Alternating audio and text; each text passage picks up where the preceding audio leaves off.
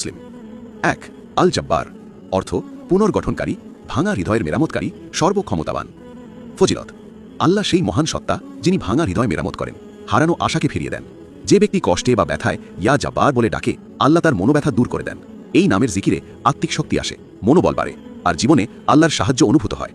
যে কেউ জীবনে ব্যর্থতা, দুঃখ বা ভাঙা সম্পর্কের মধ্যে আছে, তার জন্য এই নাম এক অমূল্য দোয়া। ইয়া জব্বার মানে, হে আল্লাহ, তুমি সবকিছু ঠিক করে দাও। আমল: দুঃখ বা কষ্টের সময় 7 বার বলো ইয়া জব্বার। তারপর এক নিঃশ্বাসে বলো, হে আল্লাহ, তুমি জানো আমার ভাঙা জায়গাটা কোথায়। আল কুদ্দুস অর্থ পবিত্রতম, সমস্ত অপূর্ণতা ও দোষ থেকে মুক্ত। ফজিলত: আল্লাহ হচ্ছেন একমাত্র পবিত্র সত্তা, যার কোনো দোষ, ত্রুটি বা অপূর্ণতা নেই। যে ব্যক্তি প্রতিদিন ইয়া কুদ্দুস পাঠ করে, তার আত্মা পবিত্র হয়, মন শান্ত হয় ও মন্দ চিন্তা থেকে মুক্তি পায়। জীবনে যত অস্থিরতা, অশান্তি, হতাশা থাকুক না কেন, এই নামের জিকির করলে আল্লাহ সেই অশান্ত হৃদয়কে প্রশান্ত করেন। আলেমরা বলেন, যে ব্যক্তি রাতে ঘুমের আগে 100 বার ইয়া কুদ্দুস পাঠ করবে, তার ঘুম হবে শান্ত ও হৃদয় হবে নির্মল। আমল: প্রতিদিন ফজরের পর 11 বার বলো ইয়া কুদ্দুস। মন থেকে বলো, হে পবিত্র আল্লাহ, আমার হৃদয়কে পবিত্র করে দাও। আল আজিজ অর্থ পরাক্রমশালী, অপরাজেয়, শক্তির উৎস।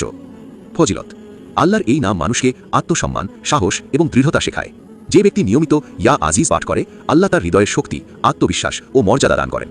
কোনো কঠিন পরিস্থিতি বা প্রতিপক্ষের সামনে সে ভীত হয় না। এই নাম পাঠ করলে মানসিক দুর্বলতা দূর হয় এবং সফলতার দরজা খুলে যায়। যে মানুষ সবসময় নিজেকে দুর্বল মনে করে, তার জন্য আল আজিজ নামের জিকির হৃদয়ের শক্তি ফিরিয়ে আনে ইনশাআল্লাহ। আমল: প্রতিদিন সকালবেলা 40 বার বলো ইয়া আজিজ। দেখবে তোমার মন সাহসী হয়ে উঠবে, ভয় ও দুর্বলতা দূর হবে।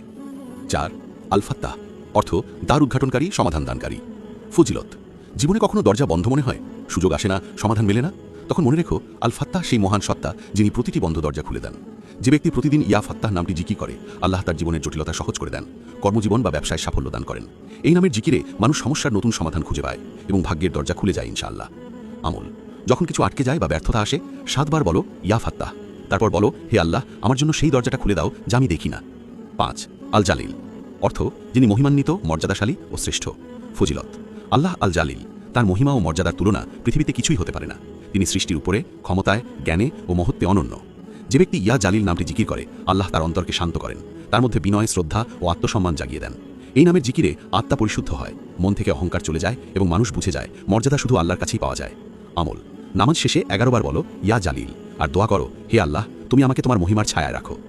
6 আল মুতাকাব্বির অর্থ মহানত্বে অতুলনীয়, গৌরব ও মহিমার মালিক। ফজিলত: আল্লাহর এই নাম আমাদের শেখায় অহংকার নয়, গর্ব কেবল তারই মানায়। যে মানুষ ইয়া মুতাকাব্বির নামের জিকির করে, তার হৃদয়ে নম্রতা ও বিনয় জন্মে। আল্লাহ তাকে অহংকার থেকে দূরে রাখেন, মানুষের ভালোবাসা দান করেন এবং জীবনের মর্যাদা বৃদ্ধি করেন। এই নামের জিকিরে মন থেকে আমি বড় ভাবটা মুছে যায় আর জায়গা নেয় আল্লাহর প্রতি